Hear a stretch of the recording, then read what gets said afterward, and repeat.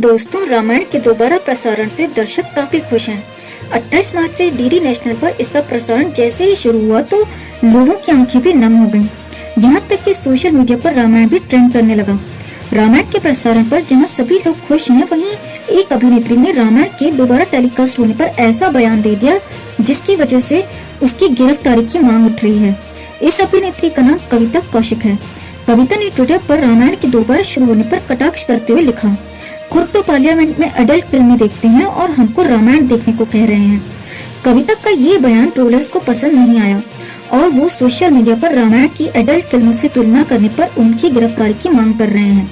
एक यूजर ने ट्वीट किया, दिल्ली पुलिस इसे गिरफ्तार करो, इसने रामायण की एडल्ट फिल्मों से तुलना की है, ये सही नहीं है। अब ये बात धर्म पर आ गई है। दूसरे यूजर ने कमेंट किया, अरे अच्छा शो है, बाकी लोग पार्लियामेंट में कुछ भी देखें, अपने को तो रामायण देखने को चांस मिल रहा है, इसकी भी खुशी मनाओ दीदी।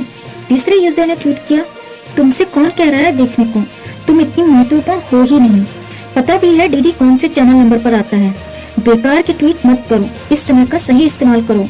वाकई दोस्तों, रामायण की तुलना पवन से करना बेहद निंदनीय है। कविता को कोई फोर्स नहीं कर रहा कि रामायण देखो, तेरे इस बेतुके ट्वीट का क्या मतलब। अगर आप भी हमारी बात से सहमत हैं दोस्तों, तो इस खबर को एक लाइक जरूर दें, साथ ही कमेंट कर अपनी राय भी शेयर करें। हमारे साथ बने रहने के लिए आप सभी का तहे दिल से धन्यवाद, क्योंकि आप हैं तो हम हैं।